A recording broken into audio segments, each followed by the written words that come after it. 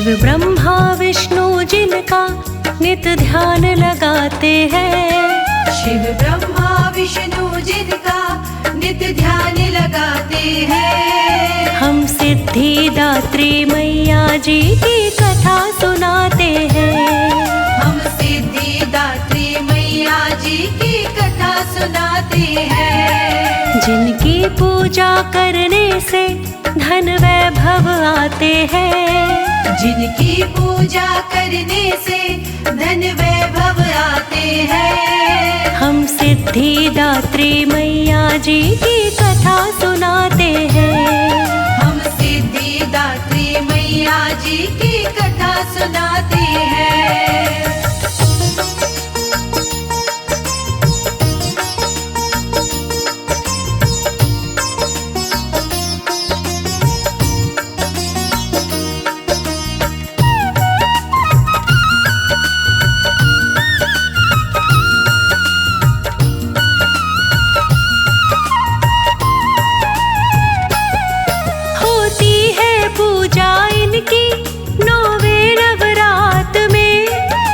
शंख कमल और गदा चक्र है इनके हाथ में।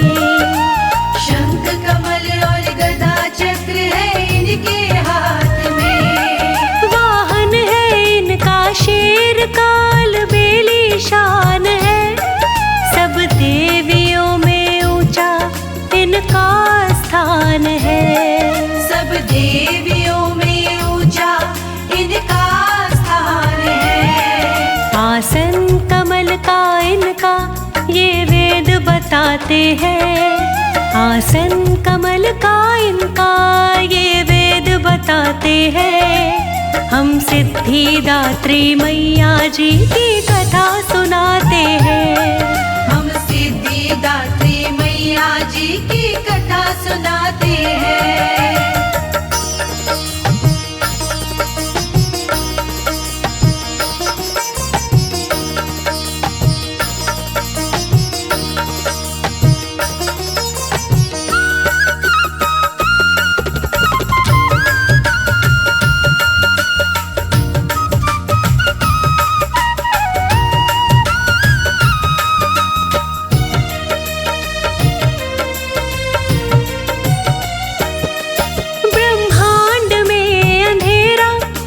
चारों ओर था देता सुनाई कान को पानी का शोर था।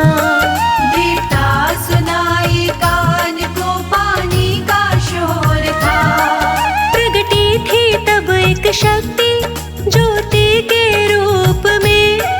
महाशक्ति बन के आई देवी स्वरूप में। महाशक्ति बन के आई देवी स्वरूप में। ब्रह्मा विष्णु और शंकर जन्म उससे पाते हैं। ब्रह्मा विष्णु और शंकर जन्म उससे पाते हैं। हम सिद्धिदात्री मैया जी की कथा सुनाते हैं। हम सिद्धिदात्री मैया जी की कथा सुनाते हैं।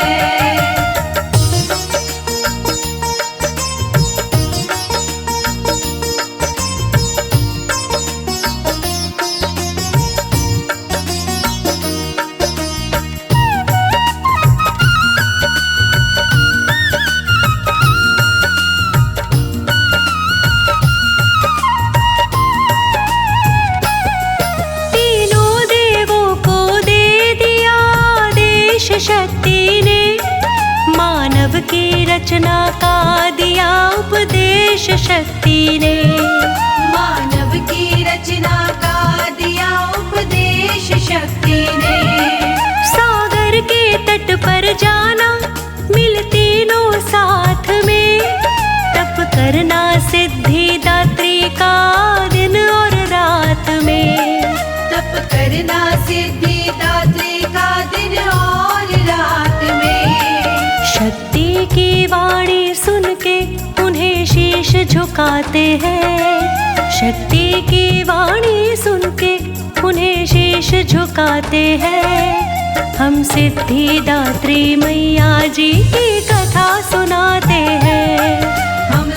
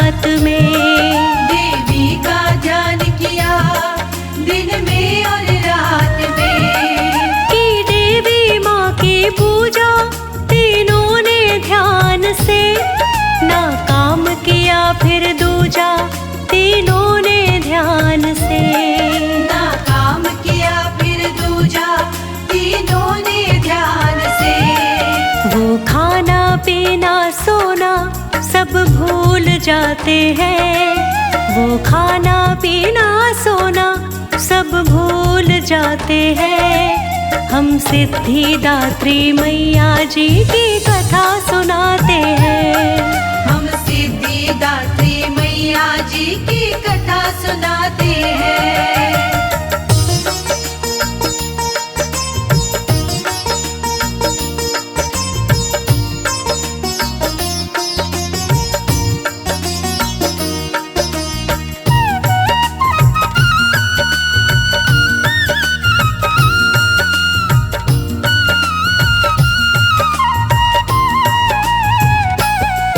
खुश होके आई देवी जब उनके सामने, तब तीनों लगे उनसे वर अपना मांगने।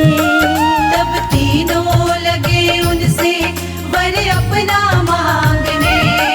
खुश होके देवी माँ ने बढ़ा उनकी शान दी। अपनी शक्ति के रूप में नारी प्रदान की। अपनी शक्ति के रूप में नारी प्रदान की। पाकर के तीनों पत्नी वो खुश हो जाते हैं। पाकर के तीनों पत्नी वो खुश हो जाते हैं। हम सिद्धिदात्री मैया जी की कथा सुनाते हैं। हम सिद्धिदात्री मैया जी की कथा सुनाते हैं।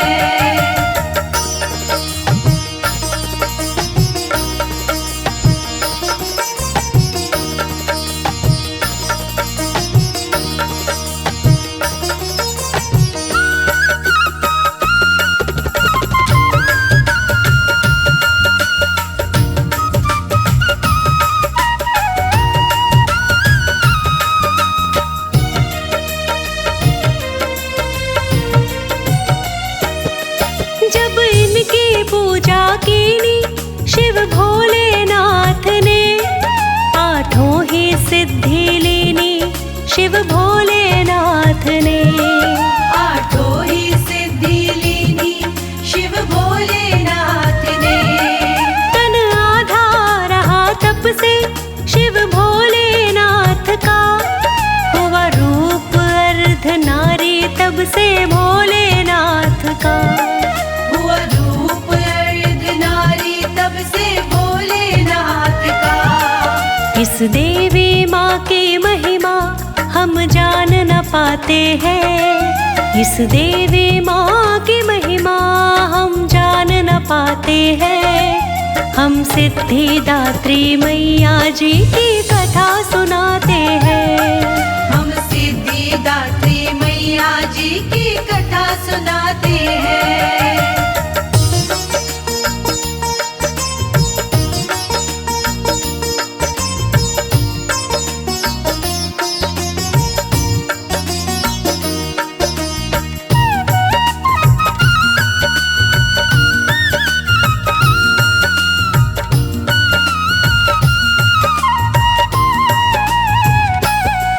सृष्टि का काम सौंप के तीनों के हाथ में, हुई ओझल सिद्धिदात्री बातों ही बात में।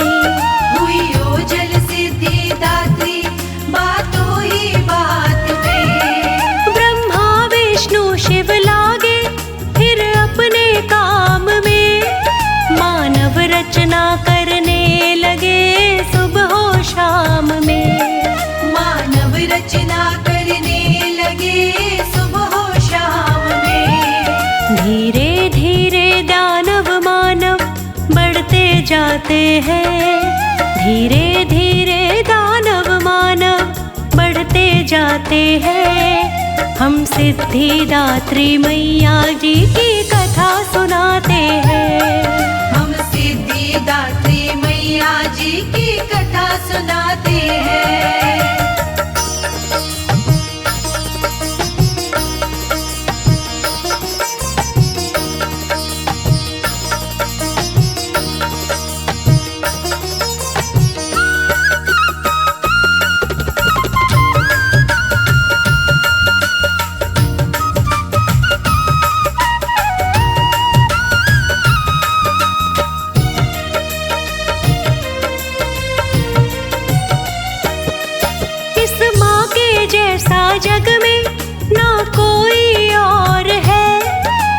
होना इसकी महिमा ना ऐसा ठोर है।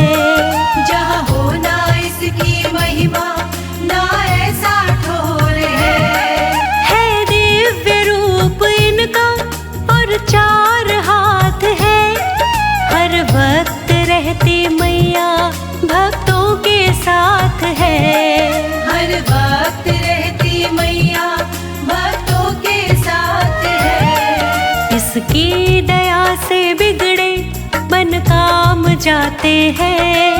इसकी दया से बिगड़े बन काम जाते हैं।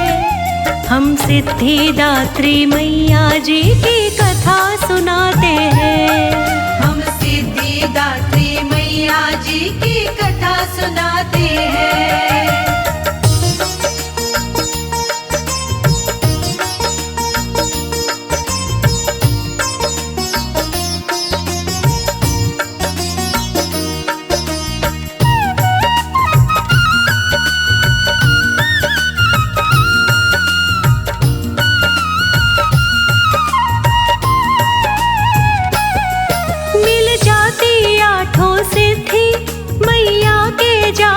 से हर रोग दोष मैया रखे दूर पाप से।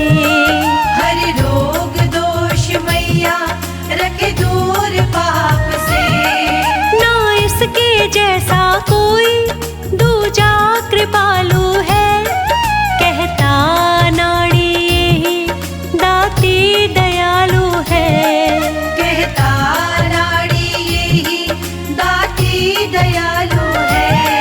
ये वर देते मन चाहा ऐसा संत बताते हैं। ये वर देते मन चाहा ऐसा संत बताते हैं। हम सिद्धिदात्री मैया जी की कथा सुनाते हैं। हम सिद्धिदात्री मैया जी की कथा सुनाते हैं। हम सिद्धिदात्री मैया जी की कथा सुनाते हैं। हम सिद्धिदात्री मैया जी की कथा सुनाते हैं।